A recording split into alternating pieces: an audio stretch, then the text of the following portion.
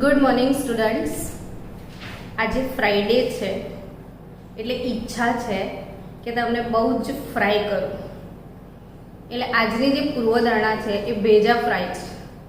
તમે complete fry થવાના છો, બટ 100% સમજણ પડવાની છે, એની શ્યોરિટી પણ છે.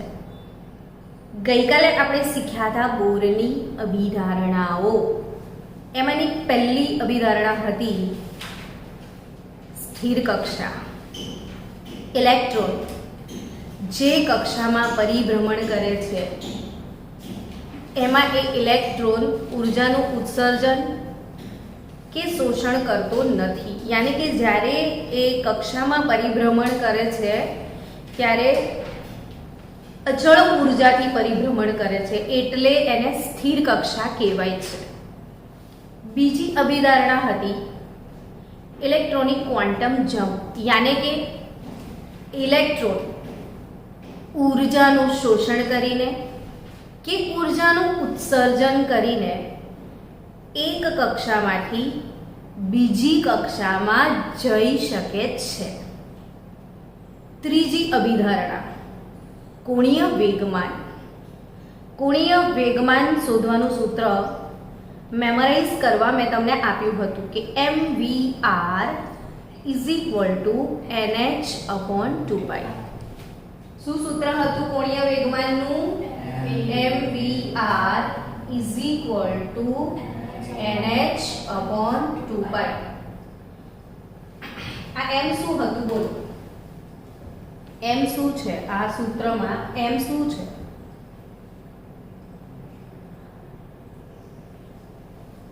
m એટલે માસ. માસ એટલે દળ. તો ઇલેક્ટ્રોનનું દળ કેટલું છે ખબર છે તમને? તો 9.109 ગુણ્યા 10⁻³ કિલોગ્રામ. હવે પાક્કું મેમરાઇઝ કરી લેજો.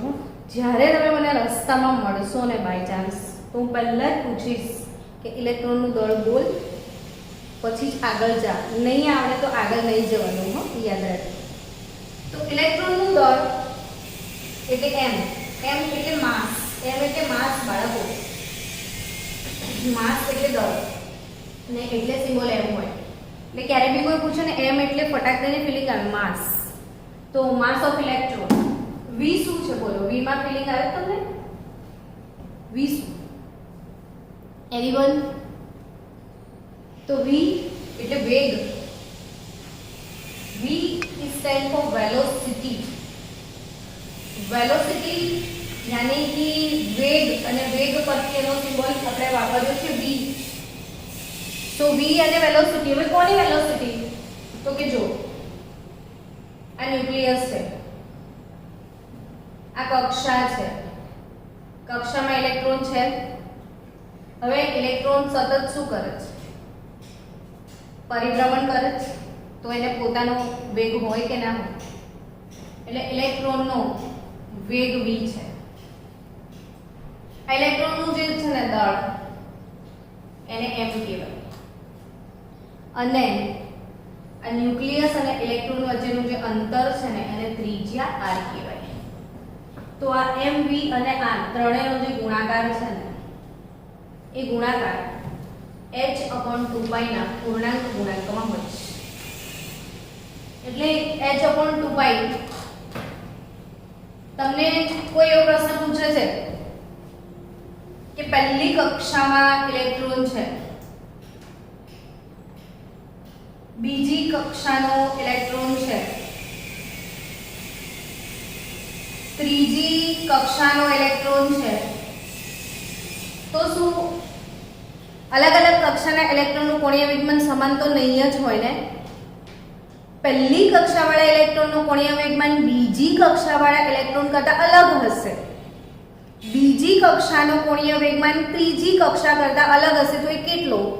તો એ જ તો ભણવાનું છે કે પહેલી કક્ષામાં 1 * h/2π જેટલું થાય, બીજી કક્ષામાં 2 * h/2π જેટલું થાય, ત્રીજી કક્ષામાં 3 * h/2π જેટલું થાય. આનો અર્થ કે h/2π એ પૂર્ણાંક સંખ્યા વડે ગુણાયેલો હોય છે. અર્થાત એ પૂર્વધારણાનું વિધાન મેં તમને એવું શીખવાડ્યું કે ઇલેક્ટ્રોન ફક્ત એવી જ કક્ષામાં પરિભ્રમણ કરે છે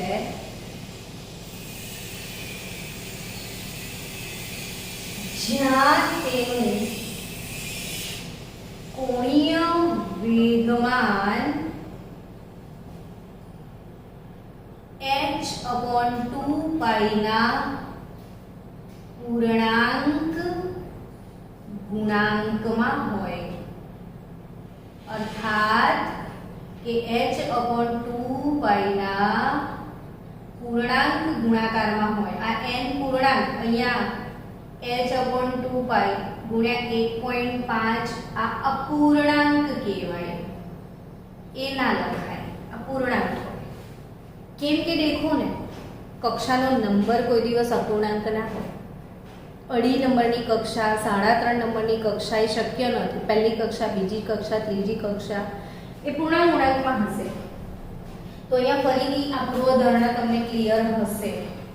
હવે ચોથી પૂર્વધારણા તરફ જવાનું છે. આ બહુ જ અગત્યની અને મોસ્ટ આઈએમપી પૂર્વધારણા છે.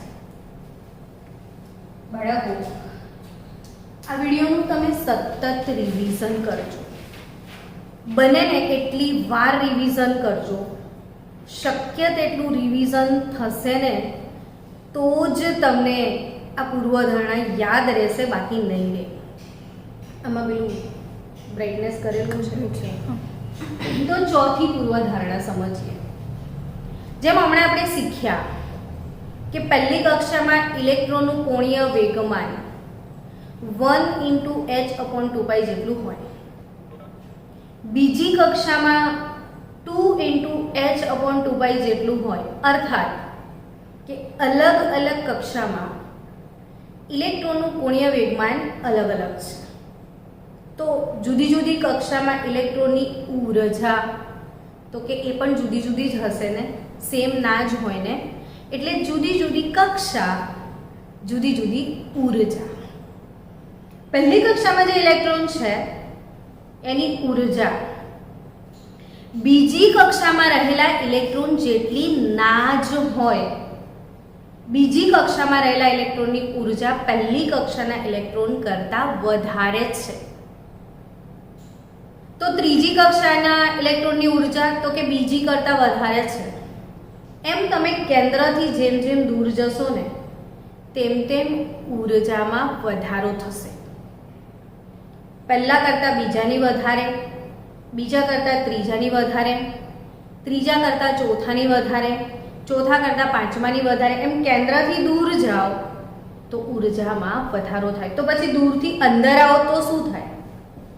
કેન્દ્રથી દૂર જાઓ તો ઊર્જામાં વધારો થાય, તો અંદર આવો તો શું થાય? તો કે ઊર્જામાં ઘટાડો થાય. તો આ ઇલેક્ટ્રોનની ઊર્જા કેવી રીતે શોધવાની એના માટેનું સૂત્ર સમજીએ. તો અહીંયા n કક્ષામાં રહેલા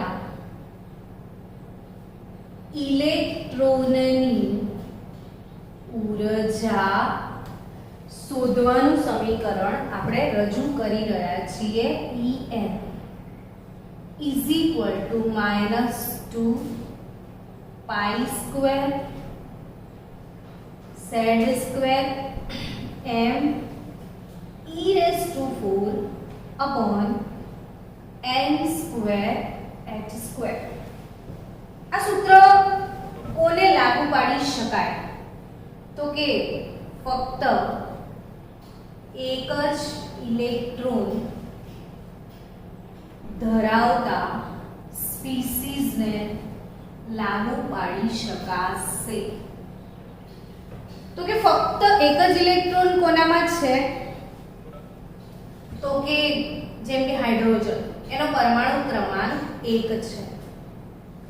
અર્થાત હાઇડ્રોજનમાં એક જ ઇલેક્ટ્રોન છે. હાઇડ્રોજન પછી હિલિયમ પ્લસ. હિલિયમનો પરમાણુ ક્રમાંક 2 છે. હિલિયમનો પરમાણુ ક્રમાંક 2 છે, મતલબ એમાં 2 ઇલેક્ટ્રોન છે, પણ અહીંયા ચાર્જ +1 છે. +1 ચાર્જ ક્યારે આવે બાળકો? જ્યારે કોઈ સ્પીસીસ ઇલેક્ટ્રોન ગુમાવે ત્યારે. અહીંયા He+1 નો શું મતલબ કાઢશો કે હિલિયમ એક ઇલેક્ટ્રોન ગુમાવી દીધો છે. તો એની જોડે છે કેટલા? 2. એક એને શું કર્યું? તો એની પાસે કેટલા વધી? એક જ ને. તો હિલિયમ પાસે એક ઇલેક્ટ્રોન છે, હિલિયમ પછી લિથિયમ +2 હોય તો લિથિયમ જે છે એનો પરમાણુ ક્રમાંક 3 છે, Li+2. લિથિયમનો પરમાણુ ક્રમાંક 3 છે એનો મતલબ શું નીકળશે? બોલો. તો કે લિથિયમ જોડે 3 ઇલેક્ટ્રોન છે, પણ એના પર વીજભાર છે +2. મતલબ શું નીકળશે? 2 ઇલેક્ટ્રોન એણે ગુમાવ્યા છે, અને 2 ઇલેક્ટ્રોન એ ગુમાવે તો વધ્યા કેટલા? 1. એટલે આ જે સ્પીસીસ છે એના અંદર પણ ફક્ત એક જ ઇલેક્ટ્રોન છે. એવી રીતે બેરિલિયમ +3 હું લઈ લઉં તો આનો ક્રમાંક Z = 4 છે, અર્થાત કે આમાં 4 ઇલેક્ટ્રોન છે પણ વીજભાર કેટલો છે? આનો અર્થ શું નીકળે? તો કેટલા છે એની પાસે? એક જ. તો મેં જેટલા સ્પીસીસ લખ્યા છે એ કેવી પ્રણાલી કહેવાય? ફક્ત એક જ ઇલેક્ટ્રોન ધરાવતી પ્રણાલી. એટલે અહીંયા સમજો કે આ જે સૂત્ર છે એ કોને લાગુ પાડી શકાય? તો કે એ એના માટે છે જેના અંદર ફક્ત એક જ ઇલેક્ટ્રોન હોય. હવે આપણે અહીંથી આગળ વધીશું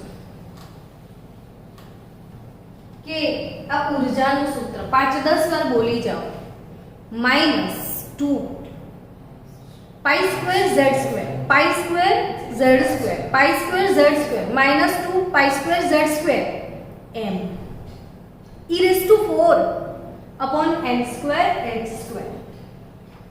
બોલવાથી જ આવડે દરેક વસ્તુ. જેટલું વધારે બોલશો એટલું વધારે ખીલશો.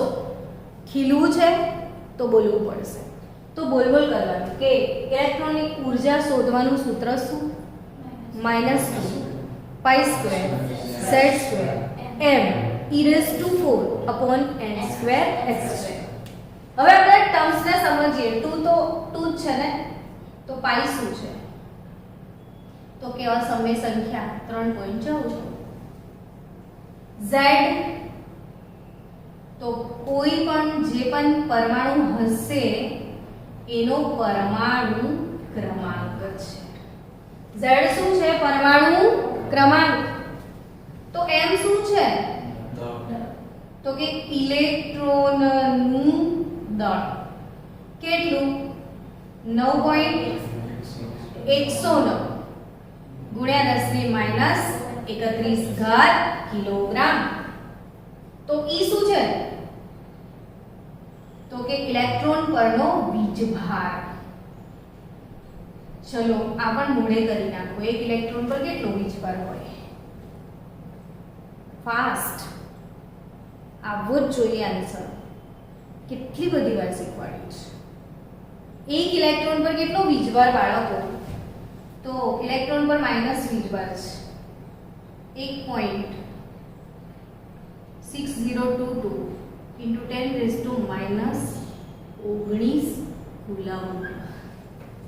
આ C એટલે કુલમ, કુલમ યુનિટ છે. તો આ ઇલેક્ટ્રોન પરનો વીજભાર 1.6022 ગુણ્યા 10⁻⁻19 કુલમ. મારા હાથમાં તો કોઈ ટેક્સ્ટ બુક નથી, તો બી આ બધા જ કોન્સ્ટન્ટ હું આમ જ લખી રહી છું. તો કેમ? તો કે બહુ વર્ષોથી ભણાવું છું એટલે મને યાદ થઈ ગયા. તો તમારે પણ આ એક અચળાંકને 5-5 10-10 વાર દિવસમાં બોલવાનું એટલે આવડી જાય. આપણે કઈ પણ વસ્તુને વારંવાર રિવાઇઝ કરીએ તો એ આપણને હેબિચ્યુએટેડ થઈ જ જશે. સો આને પ્રેક્ટિસ વધારો. જેટલી પ્રેક્ટિસ વધશે ને એટલું આ ઈઝી થઈ જશે, કશું જ ટફ નથી. તો અહીંયા n કક્ષામાં રહેલી ઇલેક્ટ્રોનની ઊર્જા, પાઈ z પરમાણુ ક્રમાંક, m ઇલેક્ટ્રોનનું દળ, e એટલે વીજભાર, n શું છે? બોલો n શું? આપણે હમણાં કોણીય વેગમાનમાં પણ n ની ડિસ્કસ કરી ચૂક્યા છીએ. તો n શું છે? જે તે કક્ષાનો નંબર છે. જે તે કક્ષાનો શું છે? નંબર. તો h શું? પ્લેન્કનો અચળાંક. હા ચલો તમે એક કિંમતો બોલ્યા. h શું છે? પ્લેન્કનો અચળાંક. કેટલો છે બોલો છો? તો કે 6.626 ગુણ્યા 10 ની -34 ઘાત જુલ સેકન્ડ. આ પ્લેન્ક અચળાંક. હવે આ બધી કિંમતો આમાં ફિક્સ જ છે. આ સૂત્રમાં ક્યારેય બદલાવાની નથી. તો હું આ બધી જ કિંમતોને આની અંદર એન્ટર કરી દઉં કે ભાઈ -2 પાઈ ની કિંમત મૂકી દઈશ. z સ્ક્વેર ની કિંમત ના મુકાય. પરમાણુ પર આધાર રાખશે. પરમાણુ બદલાશે, પરમાણુ ક્રમાંક બદલાશે. ઇલેક્ટ્રોનનું દળ પણ ફિક્સ છે 9.109 × 10⁻31 kg. પછી અહીંયા વીજભારની કિંમત મૂકી દઉં. પછી પ્લેન્કના અચળાંકની કિંમત મૂકી દઉં. શેની નહીં મુકાય? n² ની. તો આ બધી જ કિંમતો આમાં ઇનપુટ કરો છો તમે, બરાબર? પછી એનો ગુણાકાર, ભાગાકાર, સરવાળો જે આવતું હોય બધું કરો. અને કર્યા પછી આપણને કિંમત મળે છે 2.18 ગુણ્યા 10 ની -18 ઘાત જૂલ પર એટમ. યુનિટ ખાસ યાદ રાખજો, જૂલ પર atom into z square upon n square. આપણે આની ડિટેલમાં જવાની જરૂર નહીં, પણ આ હું ડાયરેક્ટ સૂત્ર તમને લખાઈ દઉં. ચોપડીમાં ડાયરેક્ટ ફોર્મ્યુલા આપી દીધો છે. હું સીધો ફોર્મ્યુલા આપી દઉં તો તમને કન્ફ્યુઝન થાય કે ક્યાંથી આવ્યું, એટલે ગોખવું ના પડે, અહીંયા સમજીને કામ થાય. તો en શું છે? તો કે માઈનસ. હવે આ જે અચળાંક છે ને એ જેણે ગણતરી કરીને આપ્યો હોય એનું નામ હોય. તો આનો જે અચળાંક છે એને નામ આપ્યું છે RH. આ અચળાંકને શું નામ આપ્યું છે? RH. z²/n². ને આ RH એટલે રીડબર્ગ નો અચળાંક. RH શું છે બાળકો? રીડબર્ગ નો અચળાંક. એટલે આ ફોર્મ્યુલા આજે 25 ટાઈમ તમારે લખવાની અને પછી મને આનો PDF તમારે સેન્ડ કરવાનો. કેટલી વાર લખશો આ ફોર્મ્યુલા આજે? 25 ટાઈમ. એટલે En શું છે? તો કે -RH z²/n². બોલો, મનમાં બોલો તો યાદ થઈ જાય કે En એટલે energy of electron in nth orbit, એટલે n કક્ષામાં રહેલા ઇલેક્ટ્રોનની ઊર્જા is equal to -RH z²/n². હજી આ બધા અચળાંકો તમે યાદ નથી કર્યા, મોડે નથી કર્યા, ત્યાં આજે બહુ બધી કિંમતો આવવાની છે. એટલે આખો પ્રશ્ન તમારી જગ્યાએ હું સ્ટુડન્ટ હોઉં ને તો હું શું કરું કહું? આખી પૂર્વધારણા જે સમજાવું ને એને હું 5, 10, 15 વાર લખ જ કરું સમજીને. એટલે લખવાથી વસ્તુ તમને ફાઇનલી યાદ રહી જાય, કન્ફ્યુઝન ના રહે, પૂરેપૂરી વેલ્યુઝ તમને યાદ રહી જશે. તો હવે આપણે આગળ વધીએ. આ રીડબર્ગ અચળાંક એનાથી આગળ વધીએ કે આપણે અહીંયા શું ભણ્યા ફરીથી બાળકો? ઇલેક્ટ્રોનની ઊર્જા શોધવાનું સૂત્ર En -RH z²/n². અને આ RH શું છે? તો રીડબર્ગ નો અચળાંક. હવે જે આ રીડબર્ગ અચળાંક છે, આ રીડબર્ગ અચળાંક RH એની કિંમત હમણાં આપણે ગણી કે 2.18 ગુણ્યા 10 ની -18 ઘાત જૂલ પર એટમ.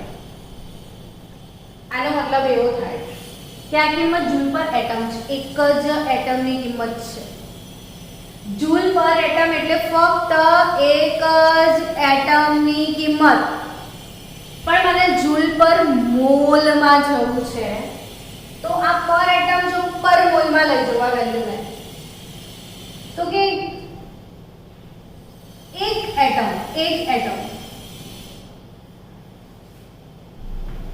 એટમની જે ઉર્જા છે પર એટમ એ 2.18 × 10⁻18 જૂલ છે, બરાબર.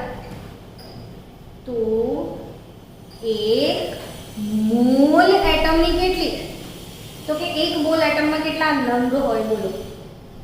એક મોલ હોય ને એટમ, તો એમાં નંગ કેટલા હોય, તો કે 6.022 × 10⁻23 એટમ. બાળકો યાદ રાખો ને કે એક મોલ હોય, એક મોલ એમાં કેટલા નંગ હોય, તો કે 6.022 × 10⁻23 નંગ. જેમ તમે કેટલું સિમ્પલી બોલો છો, એક ડઝન, તો કેટલા નંગ, 12 નંગ. એક કોડી એમ બોલો છો ને, તો કેટલા નંગ, 20 નંગ. એક ગ્રોસ 144 નંગ, તો એક મોલ નંગ જ છે. બહુ જ સિમ્પલ વસ્તુ છે કે એક ડઝનમાં આટલા, એક કોડીમાં આટલા, એક ગ્રોસમાં આટલા, તો એક મોલમાં કેટલા, તો કે આટલા નંગ. એટલે કે અહીંયા એક મોલ, આ એકની એક મોલની કેટલી એ આપણે શોધવાની છે. તો કે એક મોલ એટમની ઉર્જા કેટલી, તો કે 2.18 ગુણ્યા 6.022 ગુણ્યા 10⁻23 ગુણ્યા 10⁻−18. તો કેટલી કિંમત આવશે, તો કે 13.12. 6 દુ 12 એટલે 13.12 અને આ 23 - 18 એટલે 5 ઘાત જૂલ પર મોલ આવી ગયું. હવે આ એક એટમમાંથી તમે શેમાં કન્વર્ટ કર્યું, આટલા જૂલ પર મોલ. હવે બચાવો 13.12 ગુણ્યા, હું આ 5 ઘાતના બે ટુકડા કરું છું, સમજો, 10⁻³ ઘાત ગુણ્યા 10⁻² ઘાત જૂલ પર મોલ. તો આ 10⁻³ આના માટે k શબ્દ વપરાય ના વપરાય, 10⁻³ ઘાત માટે k કહીએ છીએ આપણે કિલો. હવે આ 10⁻³ ઘાતને હું કિલો જૂલમાં લઈ લઉં તો આ કટ થઈ ગયું મારું, તો 10⁻² ઘાત એટલે 100 થયા. હું આને 100 વડે ગુણી નાખું તો મારો જવાબ શું આવે, 13 કિલો જૂલ પર મોલ. તો કિલો જૂલ પર મોલમાં રીડબર્ગ અચળાંકની કિંમત કેટલી, 13 એટલે અહીંયા RH ની વેલ્યુ 13 કિલો જૂલ પર મોલ આવું કહેવાય. હવે કિલો જૂલને બદલે મારે ઇલેક્ટ્રોન વોલ્ટ યુનિટમાં જવું છે. જૂલમાંથી હું ઇલેક્ટ્રોન વોલ્ટમાં કન્વર્ટ કરવા માંગુ છું, તો મારે કન્વર્ટર યાદ રાખવું પડશે. તો કે 1.6022 ગુણ્યા 10⁻19 માઈનસ આવશે. આટલા જૂલ હોય તો એને 1 ઇલેક્ટ્રોન વોલ્ટ કહેવાય. આ તો કન્વર્ટર જે મેમરીમાં હોવું જોઈએ તમને. આ તમારે યાદ રાખવું પડે કે આટલા જૂલ એટલે 1 ઇલેક્ટ્રોન વોલ્ટ થાય. કેમ આપણે નાના હતા તો યાદ રાખ્યું ને, 1 મીટર બરાબર કેટલા સેન્ટીમીટર, 100. 1 કિલોમીટર બરાબર કેટલા મીટર, 1000. એવું જ છે આ કન્વર્ટર કે 1 ઇલેક્ટ્રોન વોલ્ટ બરાબર કેટલા જૂલ, તો કે 1.6022 ગુણ્યા 10. આ ઇલેક્ટ્રોનનો વીજભાર જેટલું જ છે. જુઓ ઇલેક્ટ્રોનનો વીજભાર છે ને એને કમ્પેર કરો આ જ છે, તો તો આટલા જૂલ બરાબર 1 ઇલેક્ટ્રોન વોલ્ટ. તો તમારા પાસે કેટલા જૂલ છે? 2.18 ગુણ્યા 10 ની -18 જૂલ એટલે કેટલા ઇલેક્ટ્રોન વોલ્ટ? તો અહીંયા 2.18 ગુણ્યા 10 ની -18 અપોન 1.6022 ગુણ્યા 10 ની -19 તો 1.36 ગુણ્યા 10 આ -18 છે આ -19 ઉપર આવે તો શું થશે? +19 તો 10 વધ્યા એટલે 13.6 ઇલેક્ટ્રોન વોલ્ટ પર એટમ થશે. અર્થાત RH ની વેલ્યુ 13.6 ઇલેક્ટ્રોન વોલ્ટ પર એટમ તમને મળશે. કેટલી બધી કિંમતો આપણે RH ની લઈ રહ્યા છે. જો અલગ અલગ એકમ અલગ અલગ કિંમત. આ એટલા માટે તમને હું કરાવું છું કે તમે નીટ માટે અધર રેફરન્સ સોલ્વ કરો ત્યારે આ બધી વેલ્યુ એમાં દેખાશે. ત્યારે તમને થશે કે ક્યાંથી આવી, ટેક્સ્ટ બુકમાં તો લખેલી નથી. એટલે હું આના ડેરિવેશન તમને કરાવડાવું છું જેથી કરીને કદી કન્ફ્યુઝન ના રહે. તો આ 13.6 ઇલેક્ટ્રોન વોલ્ટ પર એટમ આ વેલ્યુ છે ઇલેક્ટ્રોન વોલ્ટની. તો બચાવો.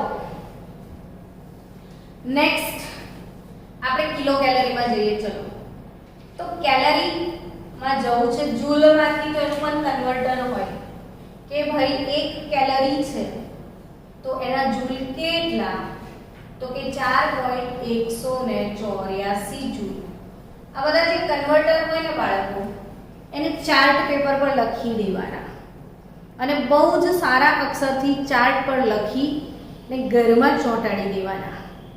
જે જગ્યાએ તમારે વધારે બેસવાનું થતું હોય એ જગ્યા પર એ દિવાલ પર આ બધા कन्वर्टर चौंटाड़ी देवाना. એટલે जब देखो सब देखो, यानी कि जब चार्ट को देखो सारे कन्वर्टर आप देखते जाओ तो 2 साल में कितने कन्वर्टर आपके लर्न हो जाए. सो यहाँ पे 1 कैलोरी कितना होता है? तो कि 1 कैलोरी એટલે 4.184 जूल. सो बच्चों हमारे पास कितना जूल है? तो कि 13 बार जूल. હવે 13 બાર કિલો જૂલ છે. પાછા જૂલમાં જતા તો 13 બાર કિલો. કિલો એટલે કેટલા? તો કે 10 ની 3 ઘાત હોય ને. થઈ ગયા આટલા જૂલ. અલા જે કે છે કિલો. કિલો કોના માટે વપરાય? 10 ની 3 ઘાત માટે. તો થઈ ગયા આટલા જૂલ. હવે આપણા પાસે કેટલા જૂલ છે?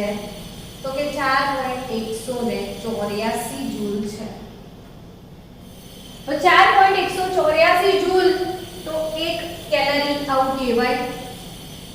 तो 13 बार गुण્યા 10 ની 3 ઘાત જૂલ એટલે કેટલી કેલરી? તો 13 બાર ગુણ્યા 10 ની 3 ઘાત ભાગ્યા 4.184. 13 बार भाग्या 4 करो तो 313.5 जवाब आवशे. आयो એને ગુણ્યા 10 ની 3 ઘાત કેલરી આવી. પાછું એક કામ કરો, આને કે લગાવી દો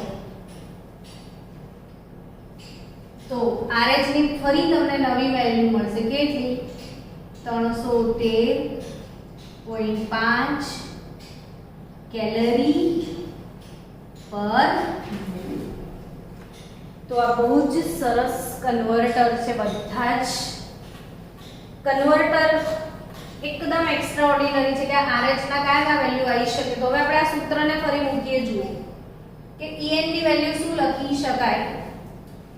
તો કે En ની વેલ્યુ -2.18 गुणिया 10 ની -18 घात z² n² આવું લખી શકાય. Equation number 1. બીજું શું લખી શકાય? તો કે -13 બાર z² n²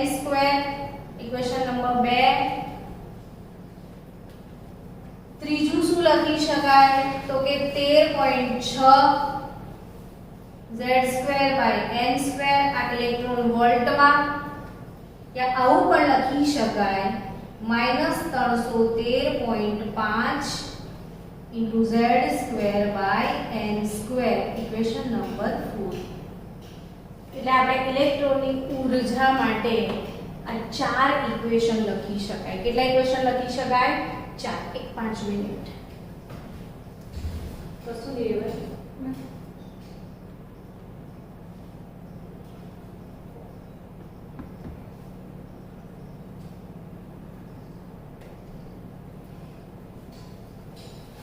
ચલો આ ઇલેક્ટ્રોનની ઊર્જા શોધવાના સમીકરણો છે ડિફરન્ટ ને આઈ થિંક કે આ સમજમાં આવ્યું હશે ને બધા જ રીડબર્ગ અચળાંકના કન્વર્ટર છે, બીજું કાંઈ જ નથી. જુદા જુદા એકમ, જુદી જુદી કિંમત, બાકી બધું જ એક જ વસ્તુ છે. હવે આપણે રીડબર્ગ અચળાંકની વાત કરીએ. હજી એક રીડબર્ગ અચળાંક તો આપણે કાલે હાઇડ્રોજન વર્ણપટની શ્રેણીઓ ભણ્યા હતા. એમાં જે બામર છે ને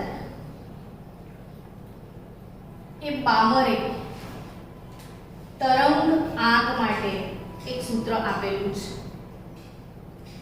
બામરનું સૂત્ર છે તરંગ આંક માટે. એટલે પાછું તમારે નવું ફોર્મ્યુલા યાદ રાખવાનું કે આ તરંગ આંક એટલે શું? તો કે વેવ નંબર. तरंग आंक यानी वेव नंबर यानी न्यू बार. वेव नंबर એટલે ન્યુ બાર ને ન્યુ બાર એટલે 1/λ. ન્યુ બાર એટલે શું? 1/λ. તરંગ લંબાઈના વ્યસ્તને તરંગ આંક કહેવાય. તરંગ લંબાઈના વ્યસ્તને શું કહેવાય? તરંગાંક. ને બામર શ્રેણીમાં તરંગ આંક માટેનું સૂત્ર આપ્યું છે બામરે R એટલે રીડબર્ગ અચળાંક 109,678. અહીંયા બહુ બધા 777 આવે છે એટલે તમે રાઉન્ડિંગ ઓફ કરીને 8 લખી શકો. એટલે અહીંયા 109,678 ઇન્ટુ બ્રેકેટ 2 નો વર્ગ માઈનસ NF નો વર્ગ આવું એક સૂત્ર આપ્યું છે. અને એમાં જે અચળાંક છે ને એ પણ બાળકો રીડબર્ગ અચળાંક છે. રીડબર્ગ અચળાંક તો પાછું એની કિંમત કયા એકમમાં છે? તો કે આ રીડબર્ગ અચળાંક જે છે એ સેન્ટીમીટર ઇન્વર્સમાં વેલ્યુ છે. આ વેલ્યુ કયા યુનિટમાં છે? સેન્ટીમીટર ઇન્વર્સમાં. એટલે રીડબર્ગ અચળાંકની કિંમતો આપણે જુદા જુદા એકમ પદ્ધતિમાં છે. અહીંયા આ બી રીડબર્ગ જ છે બટ વેલ્યુ 109,678 એ સેન્ટીમીટર ઇન્વર્સમાં છે. શેમાં છે? સેન્ટીમીટર ઇન્વર્સમાં. તો હવે એમ થાય કે 1/2² ને 1/NF². તો બામર શ્રેણીનું શ્રેણીપદ કયું હતું? યાદ કરો. બામર શ્રેણીનું શ્રેણીપદ 2 હતું. યાદ આવે છે કાલની શ્રેણીવાળો ટોપિક? તો એનું રેખાપદ કયું છે? તો કે 3, 4, 5, 6, 7. આનો અર્થ એવો નીકળે બાળકો કે આ ત્રીજી કક્ષામાંથી બીજી કક્ષામાં ઇલેક્ટ્રોન આવે. કઈ કક્ષામાંથી કઈમાં આવે? ત્રીજી થી બીજીમાં.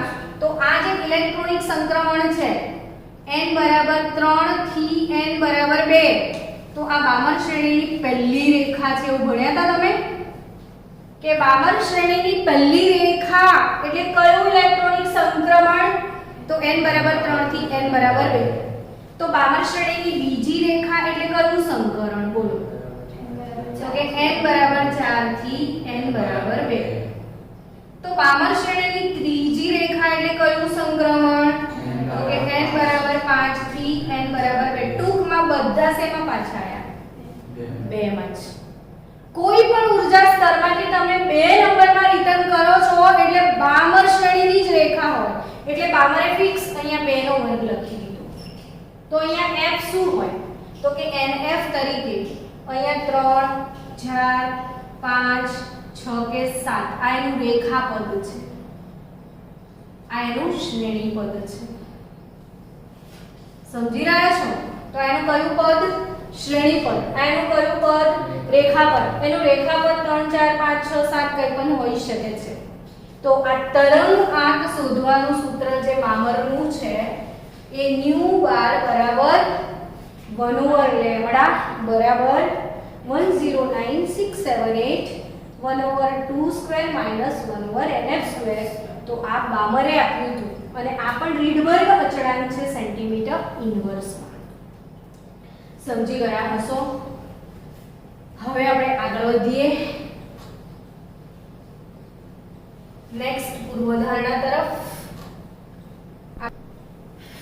ચલો હવે નેક્સ્ટ પૂર્વધારણા જો ફરીથી યાદ કરાવી દઉં કે બોરની પૂર્વધારણાઓમાં પહેલું શું ભણ્યા હતા? સ્થિર કક્ષા, બીજું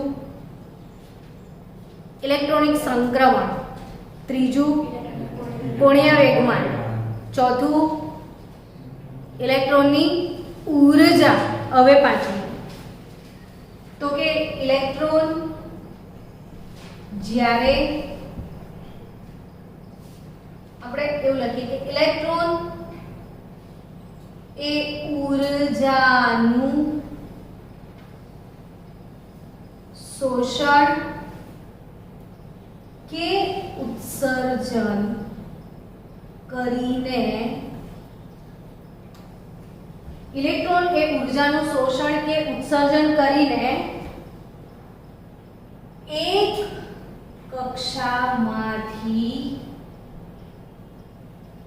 બીજી કક્ષામાં જઈ શકે છે.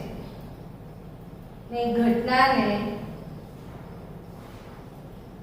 ઇલેક્ટ્રોનિક સંક્રમણ કહેવાય.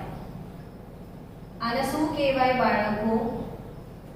ઇલેક્ટ્રોનિક સંક્રમણ. એટલે અહીંયા ઇલેક્ટ્રોન